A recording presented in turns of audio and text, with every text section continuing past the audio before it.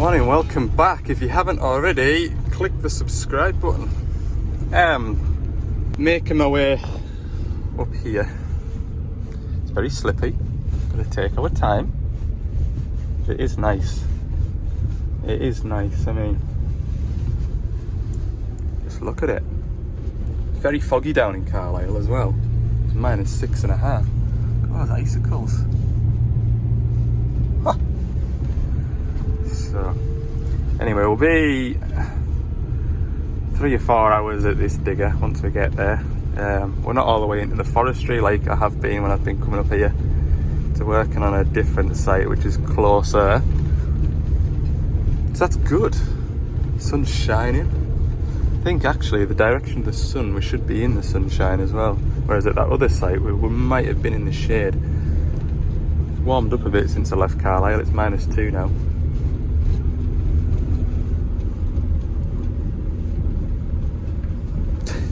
It's absolutely amazing.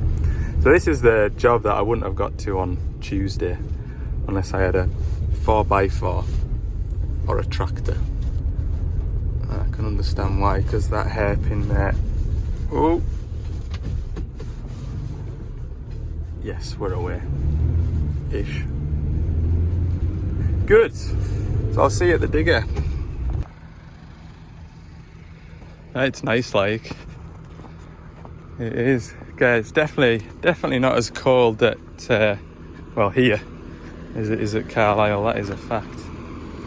Right, I think he's gonna jump on the Cabelco. Whoa, that's a snowdrift. He's gonna jump on the Cabelco while I do this. Oh, it'd be warm in here. Oh, lovely. Oh, fire. Having a party in here. Right, I'm gonna put this by the van. Yep. So I have got that lock valve up there to change because the dipper arm is very jerky going in and out. It was squealing the last time I was at it. It was really screeching. The rest of the machine's alright. It's also getting a service and I'm changing the hydraulic oil as well. So we're well underway. Once I got started, couldn't really stop. Hydraulic oil's all out of it. I need to put hydraulic oil back into it, but as you see, I've done the return filter while the oil's out. I'm going to do the pilot filter as well while the oil's out. Hubs have drained. How much oil did I get out of the tank? 40, 80, 120, 140, 130-ish. It's not quite full, that one. The job's going on. I'm thinking I might try and get the drone up at lunchtime. It won't be far off because I can tell there's not a breath of wind. I'm actually too hot. So it's really nice. As I took the hot hydraulic oil out of the machine, those are the waste hydraulic oils. I've put the new hydraulic oil on top of the hot oil in the sunshine for the pump to have a not such a hard time. That's what I'm hoping. We'll see. I'll pump the first drum into it once I've flushed the pipes out, and if it's gonna go fairly easy, then I'll pump it in, because the nice thing about pumping it in is I can get on with other jobs, whereas it will be quicker pouring it, but I've still got to lump 7 drums of oil up onto the top, pour it all in. All right.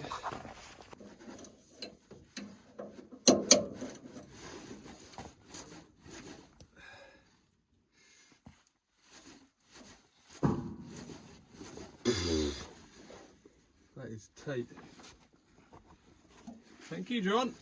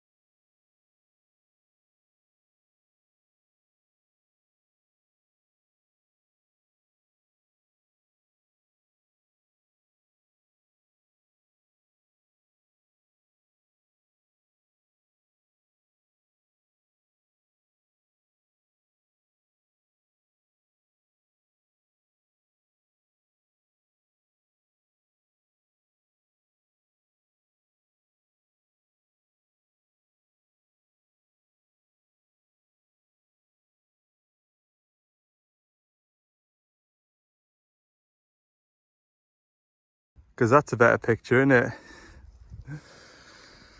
Yep.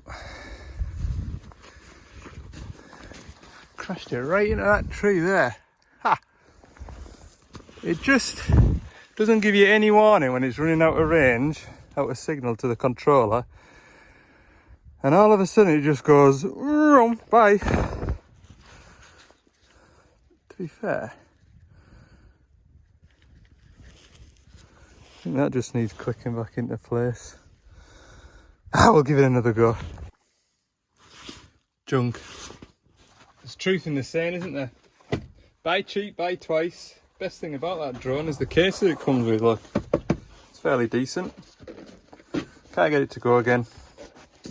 Battery won't stay in. The on button has lost its little bit behind it to turn it on. I've tried using a pick to turn it on whilst pushing the battery in, and it doesn't turn on.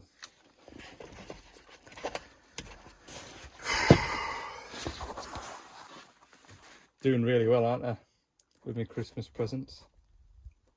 9th of January is it today? 9th of January. And the ratchet is broke, the drone is broke. I think the only thing I haven't broken is my socks. Jokes aside, it's a bit sickening, isn't it? Decent. You know, 100 quid's a lot of money. So it is. Does make me question whether or not I need a drone. What do you think? I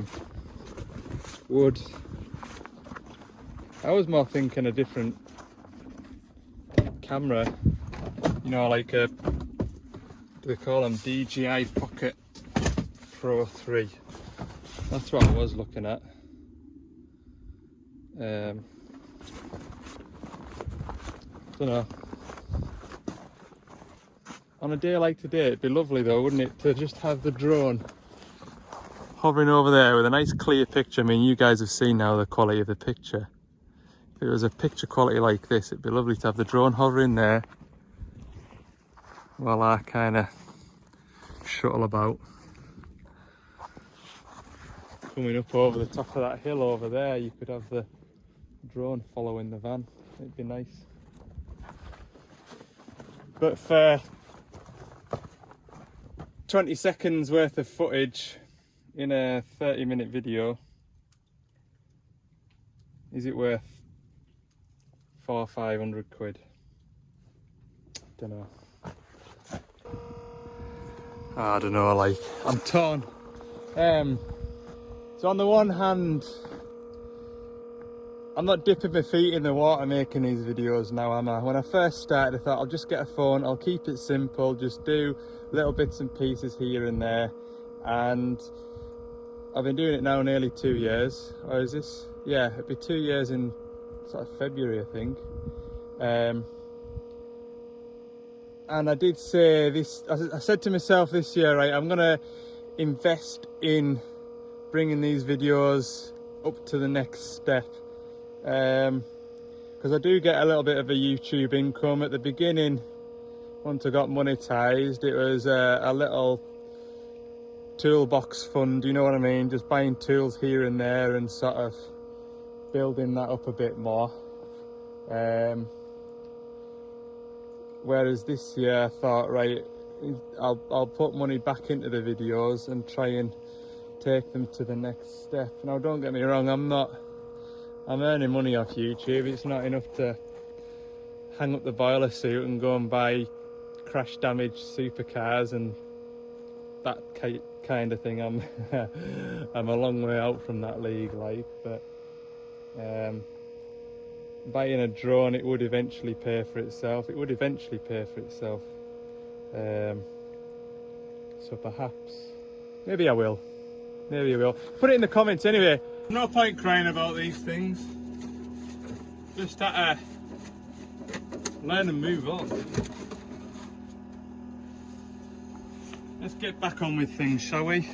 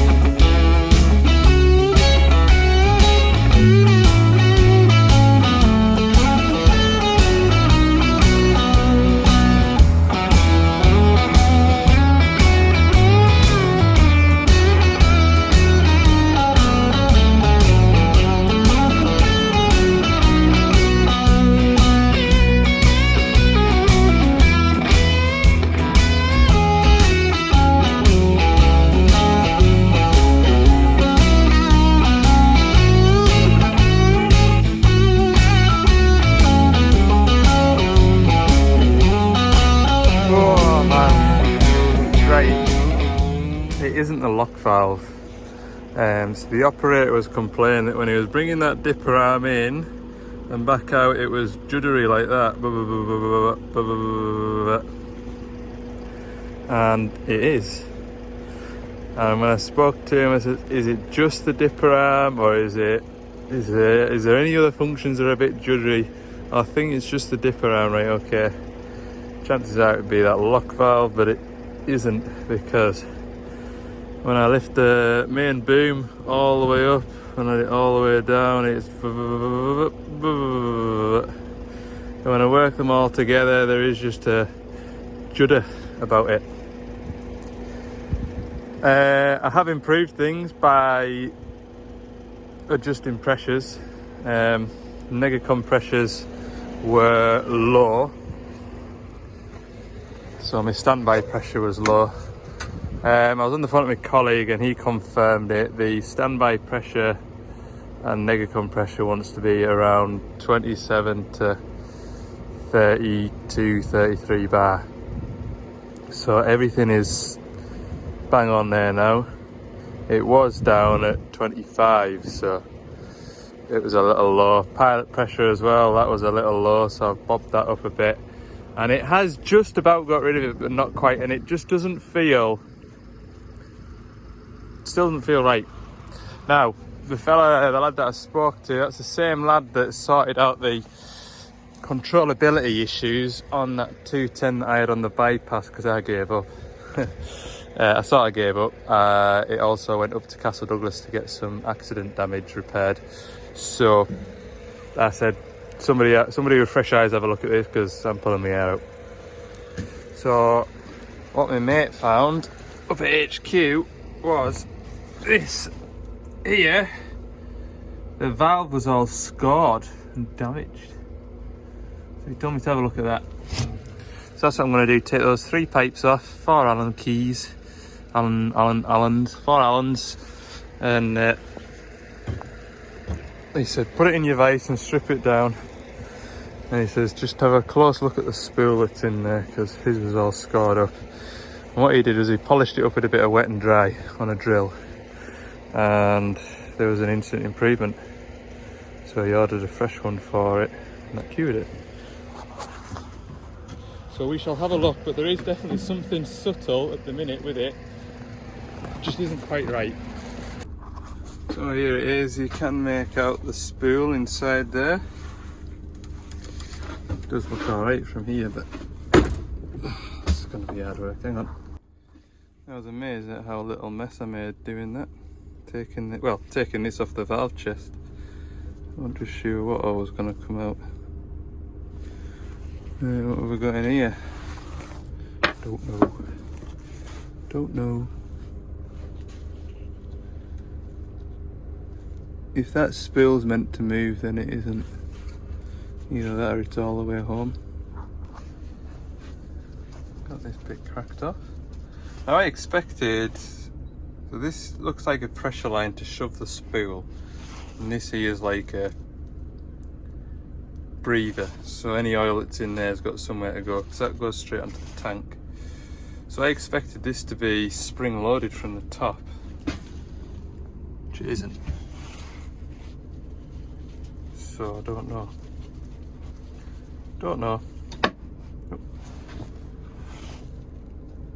Oh, that's loose as a bird, that thing in there. Is it too loose?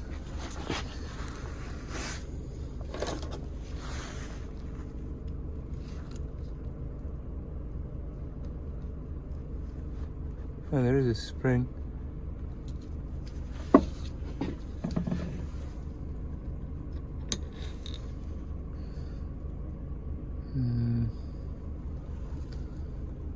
Not seeing anything wrong with that.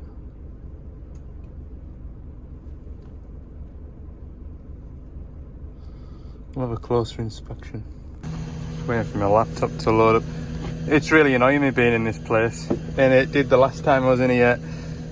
I don't get enough phone signal to receive phone calls, but I can phone out if I stand on top of the digger.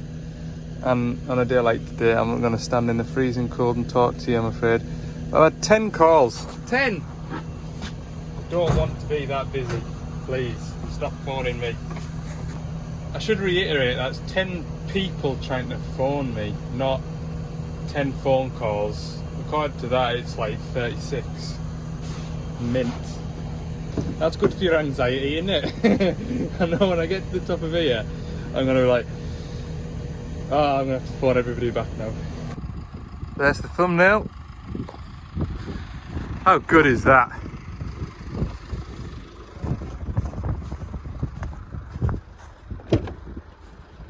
Mint.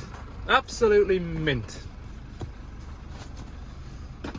Ugh, the van is stinking because it's been sat running for 2 hours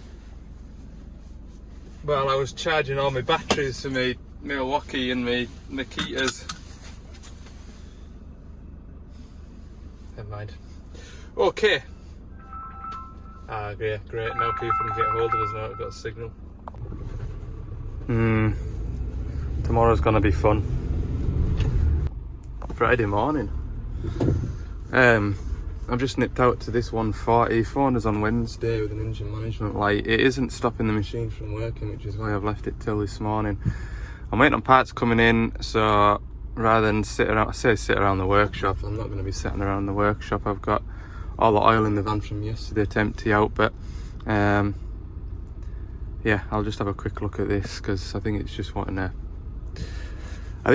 exhaust brake actuator. The error code isn't active at the minute, but the operator's been telling us that it is coming on intermittently. That's the error code there, 64905. So we've got the Perkins troubleshooting guide, and it tells us to do a troubleshooting motorised valve test, so we'll go and find that page. There it is there, click that. This gives us a list of all the error codes that we can use this troubleshooting guide for.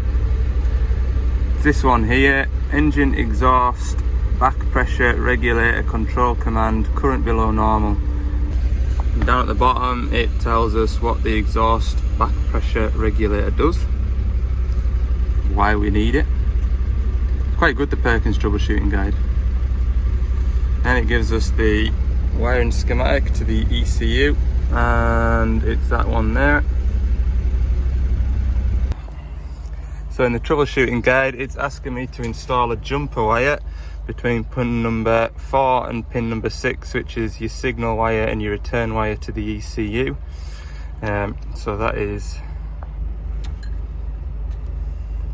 that pin there and that pin there. So I've got this jumper wire, and the error code should come on, but it should be a -6 code, which is a current above normal code. And if it does so, then that would tell us that the wiring for the engine wiring is okay. That's the exhaust brake down there. We need the exhaust brake to bring the temperature up in the SCR basically. So in normal running, that exhaust brake is wide open, there's no restrictions, and when the exhaust brake closes, that builds the temperature in the exhaust gases because the exhaust gases are restricted. That's what the exhaust brake's for on these engines. I guess in a truck or a tractor you'd use the exhaust brake to slow your vehicle down. And that's our jumper wire. Now what we need to do is go and turn the ignition on. So the result of putting that jumper wire in is we've got an 05 diagnostic code for the motor actuator. So we look for the result here. We don't have a -6 code active, which is a shame. We have a -5 code still active with the jumper wire installed. Proceed to step 5. And this is where it gets horrible. We have to disconnect the ECU now and check continuity between the ECU and those 2 pins on that little plug. And if there is a greater resistance than 2 ohms, then there is a fault in the wiring. Mint.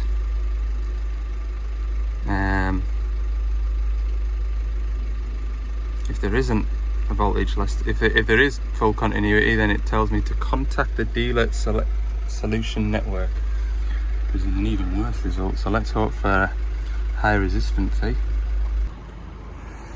So to do that, I need to get to the engine ECU, which is down in the back of here. Doing a 5-minute job. I mean, if anything, we want the counterweight off.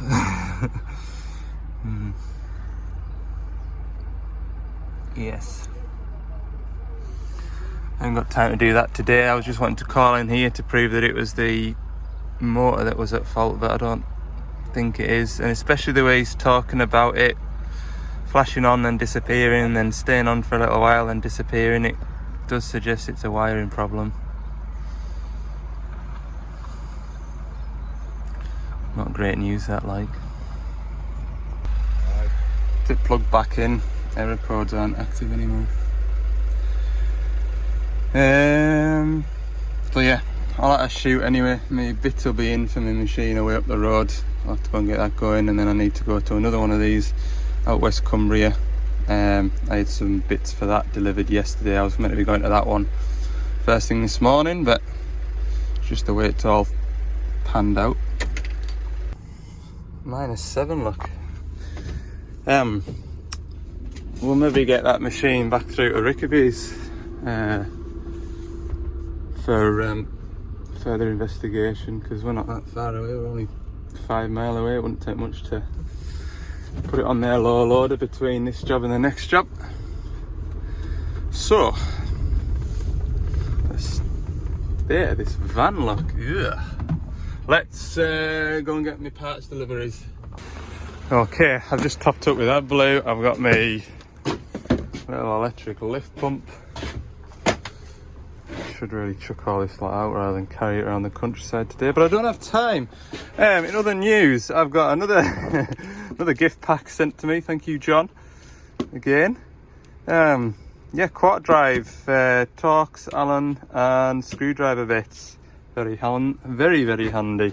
I do use the Philip ones quite a lot when I'm stripping cabins down. I'm running out of space for all this stuff. Like I say, I need a right good square up in this toolbox to get everything to fit. And we've got some copper greases. I do have a big tub of copper grease, but I'm gonna have to find somewhere for this to live. I'll put it in here.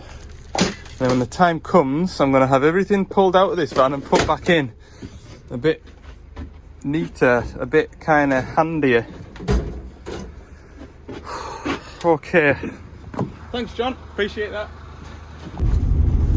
See how good these Michelins are. I'm pretty confident, like. They're turning up to the left here. We're fine, like. Just got to be gentle with your right foot. Yeah, no bother, look.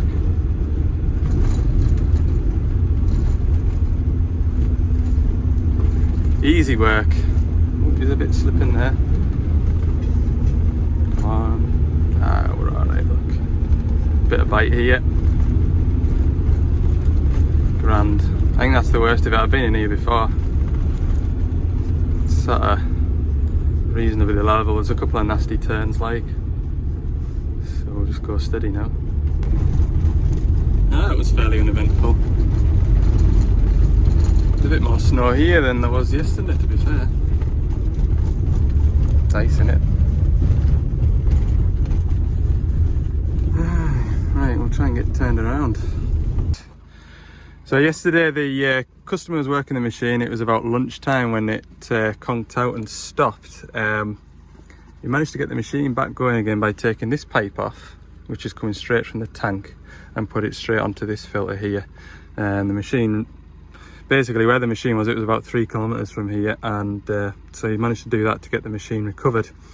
Once I got it back here, he put that pipe onto the bottom of this lift pump here, and there was no fuel coming up out the lift pump, even though it's ticking away. So he's done all the hard work for me. It's just a case of removing and replacing this little lift pump here, nice and easy. This is a DX85. So yeah, a couple of Jubilee clips, a couple of bolts and a plug.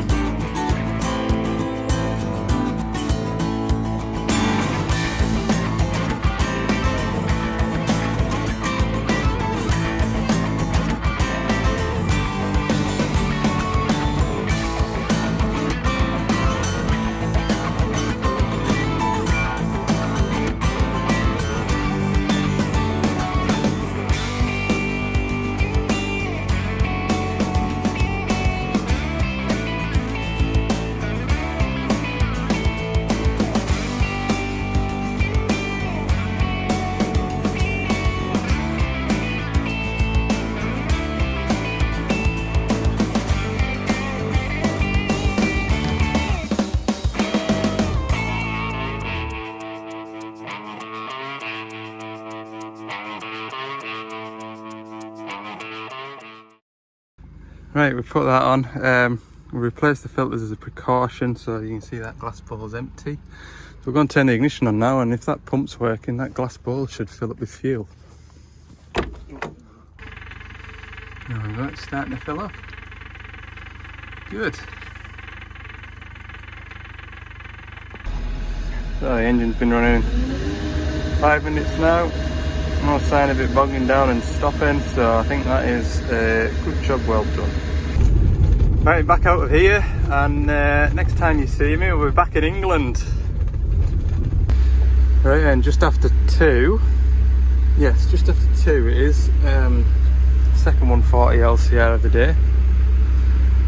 The screen isn't working, but neither is the buzzer when you turn the ignition on. So I don't think it's the screen, don't think. So we're going to find out. Now I was told that the machine doesn't rev up and work, but it does, it works fine, apart from I know the quick hitch isn't working, because I've tried the quick hitch switch to see if the buzzer worked that way and it doesn't. Pretty sure there's 2 lives that go to the screen, and one of the lives feeds the buzzer, the water and fuel sensor, all the pressure sensors around the machine, I think. So we'll have a look. So somewhere on here, there we are, gauge panel and pilot buzzer, 10 amp fuse. Yeah, pilot buzzer should be a 10 amp fuse according to that. There is a 15 amp in it. So I'm gonna go and get a 10 amp fuse first and see if it blows it. Well, use my fuse saver, you know what I mean? There is a 10 amp fuse in here. I don't know why they didn't just use that, not unless it was a 15 amp fuse already in it. But that fuse is okay, so that's not the bust one that was in there. Put that there like that, and then they've got a full set to go back to. I know I mention this every time I use it, and the regular viewers will be sick of me telling people what it is, but I will always get a question asking, what is that you're using, where do I get it from? Blue Point fuse saver. So you use this bit of wire, and you've got these resettable fuses. Saves you getting through a pocket full of fuses. We need the 10 amp one, and then we just chuck that into the fuse board. It's really good. Okay, that's what it is. I know we've got new viewers, new subscribers over the new year, so there you go, you're welcome. It won't be the first or the last time you hear me telling you about this. So, ignition on, and it hasn't blown the fuse, so to speak. So, that's good. We'll just double check that we have got 24 volts either side of that fuse. Okay, 24 volts that side, 24 volts that side. So we know that the screen, or we call it the gauge panel and the pilot buzzer isn't working. That's 2 things that they've got in common. It isn't unheard of for people to get sick of the pilot buzzer beeping at you when you've got an error code, so they go in there, they find it, they rip the plug out to it.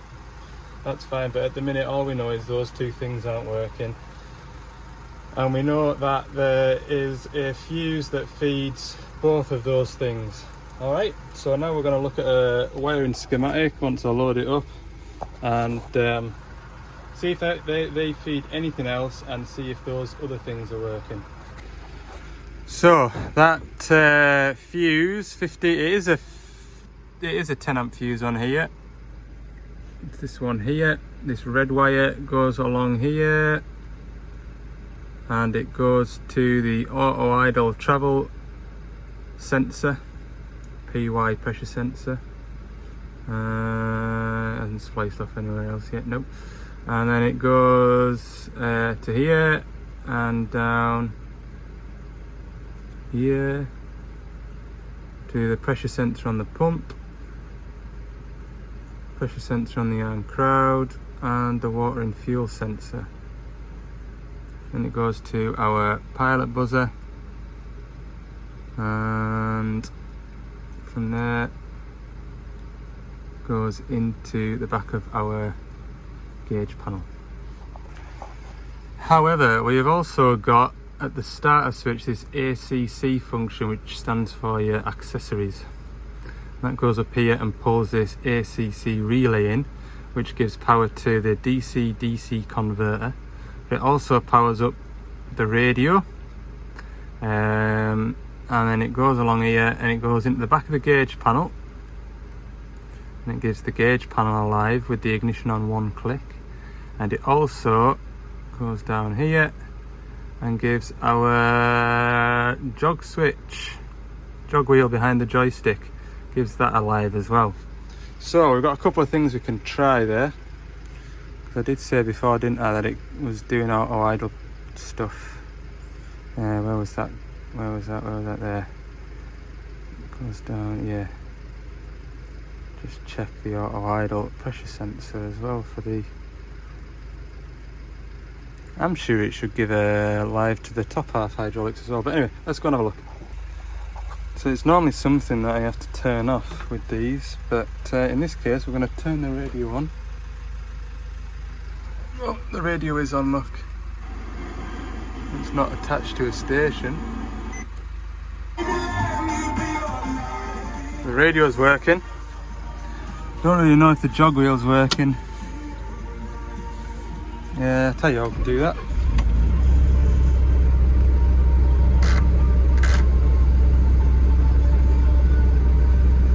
Might not be. Pilot lever up.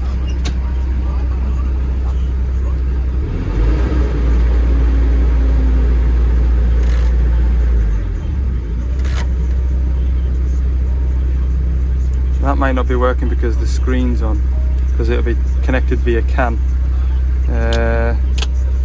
Doesn't really light up, does it? Anyway, that's a 2-minute job to pull out and check the power to that.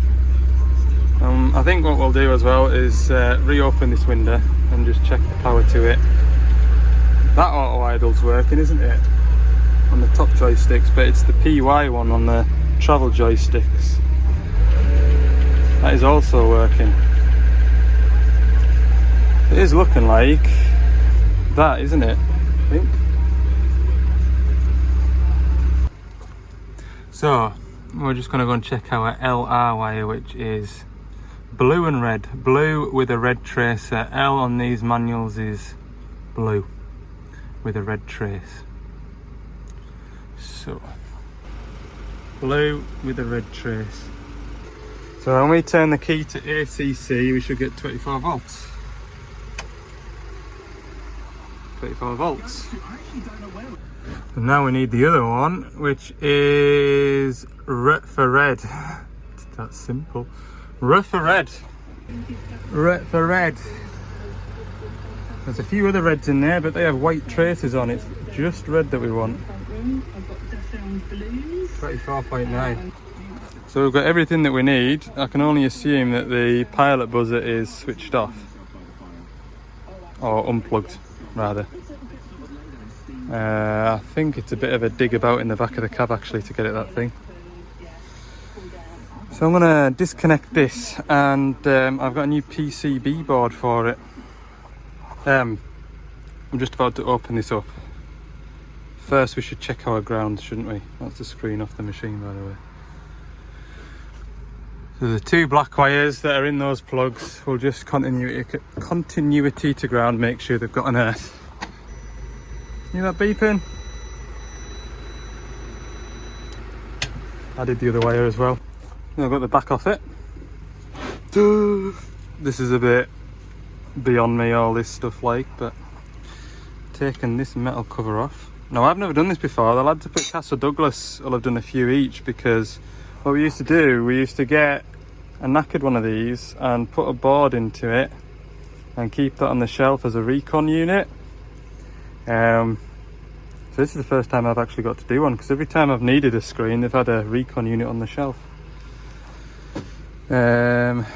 So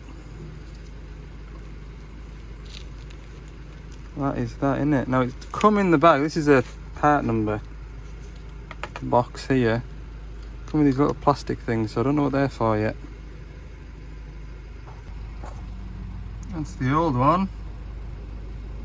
That's what's underneath it. Interesting, eh? Right, I'll have a go with the new one.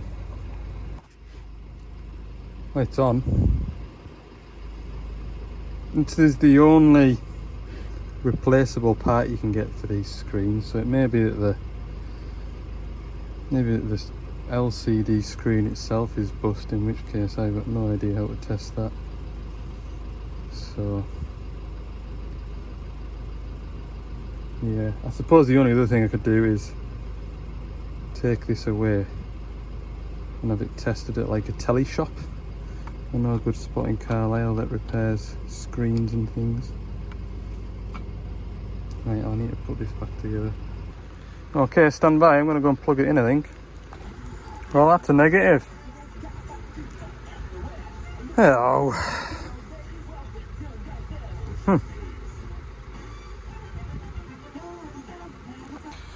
Aye, must be kaput. I was being a bit daft as well with the pilot buzzer, look. Pilot buzzer shares the same live as the screen, but the screen gives the pilot buzzer an earth. That screen ain't working, it ain't giving that pilot buzzer an earth. So I'm sure I'd had it once before whether I noticed that the pilot buzzer wasn't working, but the screen wasn't, and it wasn't the screen causing it because the live had broken inside the cab. That's what I remember now. So yeah, that'll be. I've left a voicemail with the customer.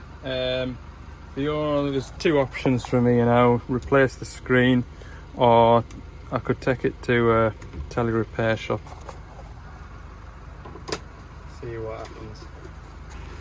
Okay, on to the next one. Finally, we've got a dead DX10. Keys snapped in the ignition, but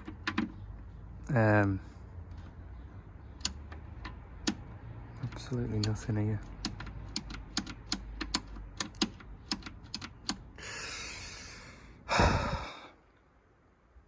It does try and turn over. I've got my screwdriver. If I do this bit of jiggery pokery here.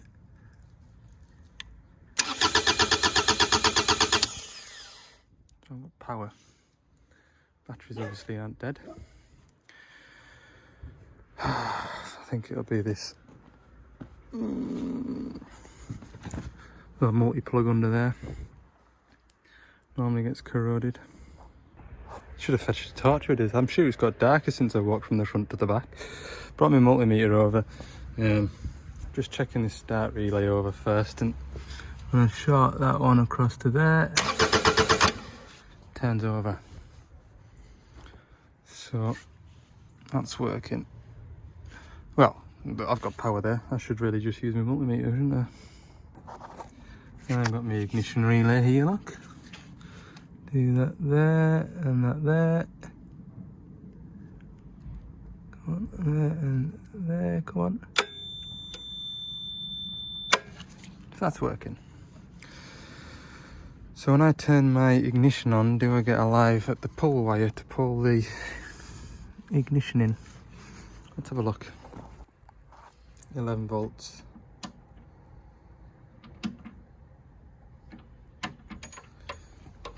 I'll swap the relays over from the starter relay to the ignition relay, see if that does anything, but don't think it will. I think I've got 11 volts, but I don't think I've got enough power to pull the relay in.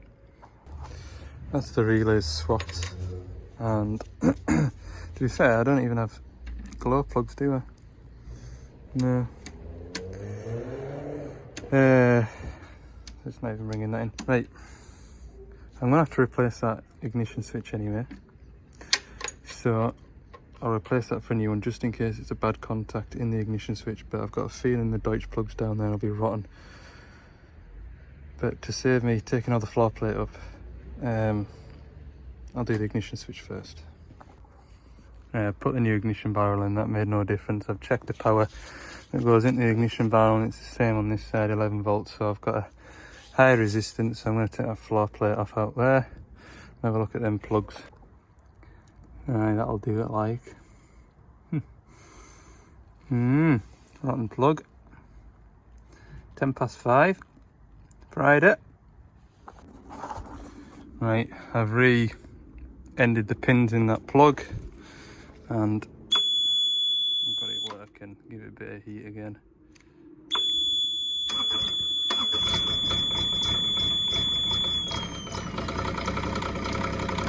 Marvellous. Right, put it all back together now.